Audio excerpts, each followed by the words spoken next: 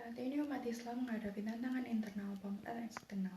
Secara internal, umat Islam masih berada dalam keterbelakangan pendidikan, ekonomi, dan politik.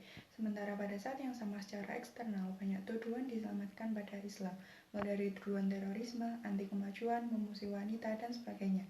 Dari faktor internal yang dihadapi umat Islam saat ini selain keterbelakangan dalam berbagai sisi, umat Islam juga terkotak menjadi beberapa golongan yang berbeda dalam pemahaman keagamaan. Implisit Al-Quran dan hadis banyak menyinggung akan pentingnya sikap moderat serta posisi umat Islam sebagai umat yang moderat dan terbaik. Moderasi adalah nilai inti dalam ajaran Islam. Bahkan karakteristik ini dapat menjadi formula untuk mengatasi beragam persoalan umat, terkhusus di era globalisasi saat seperti ini. Persoalan radikalisme, keagamaan, takfir, fanatisme, buta at-tasabut al-a'ma yang tentunya memerlukan sebuah sikap proporsional dan adil yang teridentifikasi dalam sebuah konsep yaitu wasatiyah. Islam wasatiyah atau Islam moderat pun kembali digelorakan sebagai langkah mempersatukan pemahaman agama masyarakat bahwa Islam bukanlah agama yang mengusung arus keras, bukanlah agama yang cepat-cepat mengkafirkan atau membid'ahkan. Sebaliknya, Islam moderat sebagai Islam yang rahmatan lil alamin, selaras dengan ajaran Islam yang diwariskan Nabi Muhammad SAW. Islam merupakan agama yang sangat moderat sesuai dengan namanya sendiri. Jadi, kalau ada orang yang mengatasnamakan agama lalu melakukan kekerasan, maka itu sesungguhnya tidak bisa disebut dengan perjuangan Islam. Pada konteks Indonesia saat ini, ada salah satu tokoh yang disebut-sebut sebagai mufasir moderat, yakni M. Qureshi Shihab. Melalui banyak karyanya, tokoh mufasir Indonesia ini cukup terkenal sebagai ulama yang mengedepankan persatuan bangsa di tengah pluralitas agama di Indonesia. Moderatisme Islam. Pemahaman paling mendasar dalam mengenal moderatisme yang diajarkan oleh Islam tergambar dari penjelasan yang terdapat di Al-Quran.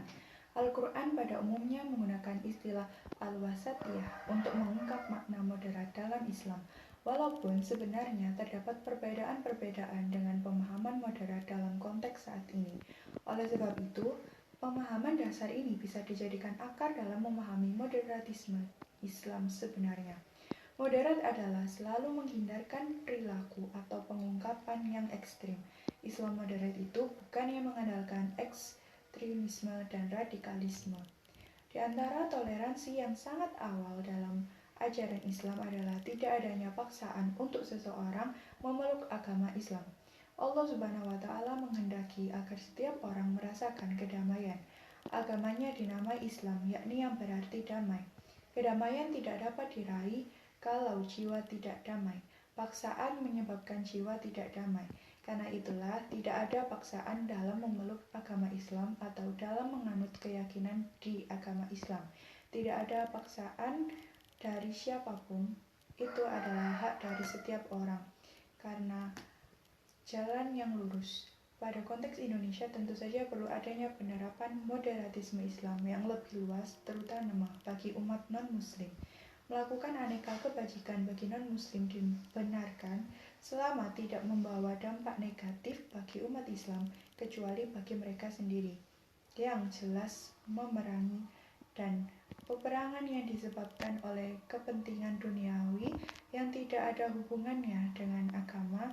Kita sebagai sesama Muslim harus menjunjung nilai-nilai moderatisme agar tetap terjaga keharmonisan antar umat beragama dan menjunjung tinggi keberagaman serta sikap saling toleransi yang ada di Indonesia. Sekian, terima kasih.